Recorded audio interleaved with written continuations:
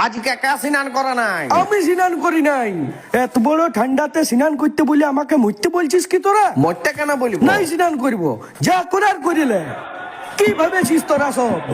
কাইলেও স্নান করি নাই, কি করে নিতে পারবি? আমার ঠান্ডা লাগে। লে শালা মহা মুশকিলে পড়ে দিত।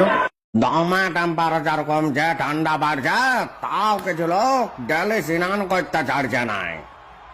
যেমন মেডেল পাবে। হ্যাঁ, আমি 3 দিন না স্নান করবে, কোনো চাপ নাই। এমন সিনাই কি লাভ? ঠান্ডায় কাঠ হচ্ছে। হ্যাঁ, আর কেউ কেউ তো বউয়ের ভয়ে স্নান করতে যাচ্ছে। আমি ভাই বুঝতে পারি নাই, 2 দিন না স্নান করলে কি এমন ক্ষতিটা হয়ে যাবে? হ্যাঁ, বাস স্ট্যান্ড চলা বন্ধ হয়ে যাবে কি? কখনোই বন্ধ হবে নাই।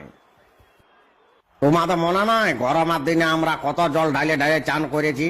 হ্যাঁ ভাই বান, আজ যারা যারা ঠান্ডা জলে চান করছে ওদের শরীর থেকে বেশি গন্ধ ছাড়ছে। মারে বলছি ওরা সাবন মাখে নাই, তেল মাখে ডুব দিয়ে দেয়। ওদেরকে যদি সাবন মাখে চান করতে বলবে, ওরা বাহানা বানাবে আমার সর্দি হয়েছে, বলবে আমাকে স্নান করা চলবে নাই, ডাক্তারে বন্ধ করেছে ভাই। অতএব ভাই বান, বেশি পেঁদা ফুটানি দেখায় লাভ নাই, কারণ পেঁদার মরণ জাঁড় কালে। একদম বিরাট দিলে। মায়েরা বলছি যতক্ষণ না চড়চড়ায় রোদ দিচ্ছে, আমি ভাই স্নান করবো না। স্নান করে কোন সময় পাহাড় ফাটাতে যেতে হবে?